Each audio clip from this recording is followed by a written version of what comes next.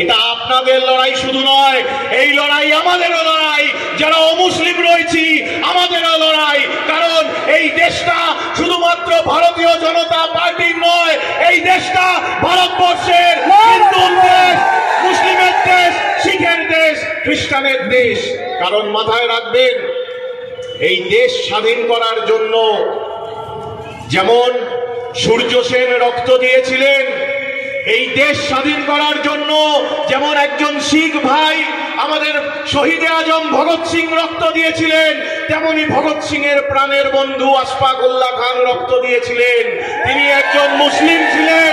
কিন্তু মাথায় রাখবেন, এই দেশ স্বাধীন করার জন্য যারা এক ফোঁটাও রক্ত দেয়নি, তারা সেদিন ব্রিটিশের দালালি করেছিল, সেই আরএসএস।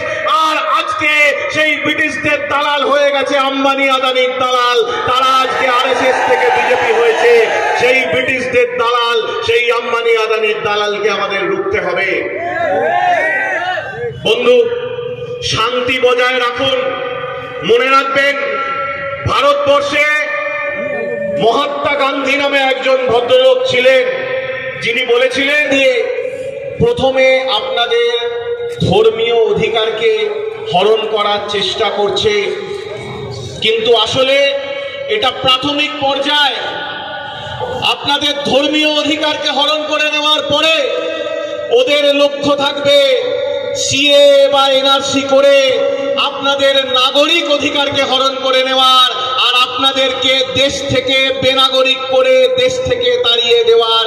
কারণ ভারতীয় জনতা পার্টির নির্বাচনী এজেন্ডাতেই ছিল পশ্চিমবঙ্গ থেকে 2 কোটি মুসলমানকে।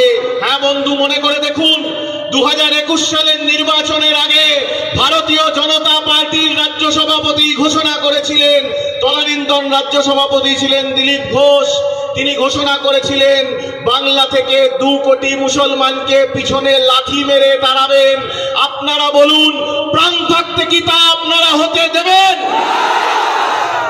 বন্ধু, মনে রাখবেন, এই লড়াই শুধুমাত্র মুসলিমদের লড়াই নয়, এই লড়াই শুধুমাত্র আপনার ধর্ম বাঁচানোর লড়াই নয়, এই লড়াই শুধুমাত্র আপনার কবরস্থান বা মসজিদ বাঁচানোর লড়াই নয়। এই লড়াইকে আরো বৃহত্তর প্রেক্ষাপটে যদি ছড়িয়ে দিতে চান, তাহলে এই যে সংবিধানকে ওরা হত্যা করছে, সেই সংবিধান বাঁচানোর পূর্ণ লক্ষ্য নিয়ে আপনাদেরকে এগিয়ে যেতে হবে। মাথায় রাখবেন যে সারা ভারতবর্ষে হয়তো সংখ্যালঘুরা রয়েছে 14%, 16%, কিন্তু ভারতীয় জনতা পার্টি আমাদের মধ্যে এই যে হিন্দু মুসলমান বিভেদ করার চেষ্টা করছে, আপনি যদি নিজেকে ওই 16%-এর মধ্যে দেখেন, তাহলে আপনি সংখ্যালঘু। কিন্তু 2024-এর নির্বাচন বলছে ভারতীয় জনতা পার্টি মাত্র 36% ভোট পেয়েছে। মাথায় রাখবেন, বাকি 64% আমরা রয়েছি, আর আমরাই ভারতবর্ষের সংখ্যাগুরু। সেই 64%-এর আজকে পবিত্র লক্ষ্য হচ্ছে ভারতীয় জনতা পার্টিকে ভারতবর্ষের ওই সংসদ থেকে উৎখাত করা। আর একটা জিনিস আপনাদের কাছে অনুরোধ করব, মুফাক্কিরুল্লাহ খুব ভালো কথা বলে গেছেন যে উস্কানি দেওয়ার দরকার নেই, ঠিক কথা, কিন্তু আন্দোলন করতে গেলে শুধু নয়, আন্দোলনকে সফল করতে গেলে শুধুমাত্র কলজে দিয়ে হবে না, একটু মাথাটার জরুরি রয়েছে।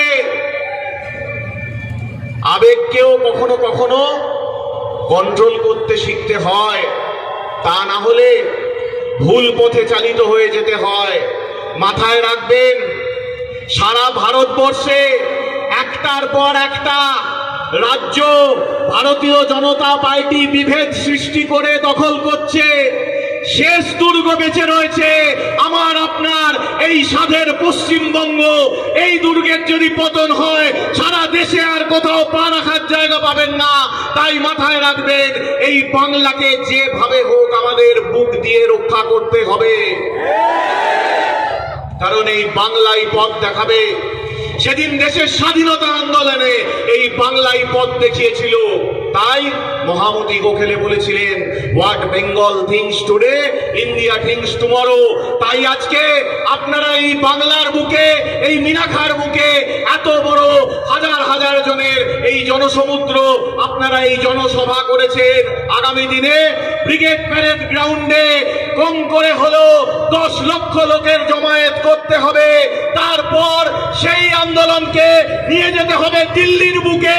দিল্লির বুকে যেমন ভাবে কৃষকরা বছরের পর বছর, দিনের পর দিন রাস্তায় রোদে জলে ঠান্ডায় গরমে দিন রাত্রি একাকার করে অবস্থান করে ওই কৃষি বিলকে ফেরত নিতে বাধ্য করেছে,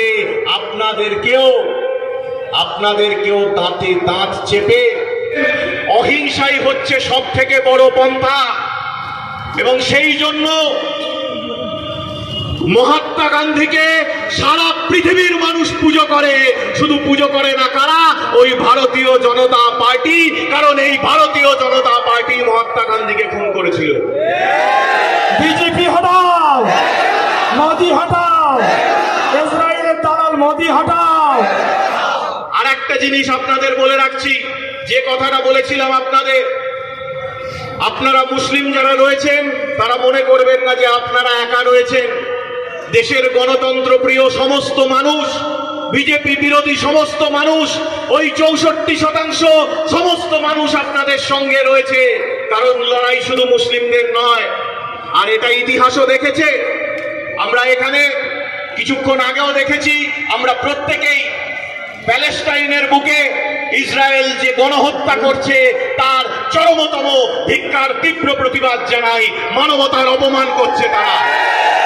কিন্তু আজকে ভাবতে লজ্জা লাগে যে তুরস্কের মতো একটা দেশ, যারা মুসলিম নামধারী দেশ, তারা গিয়ে ওই ইসরায়েলকে যুদ্ধ ট্যাঙ্ক চালানো তেল সাপ্লাই করছে। আরো অন্যান্য যেসব মুসলিম দেশগুলো রয়েছে তারাও ওই ইসরায়েলকে সমর্থন করছে।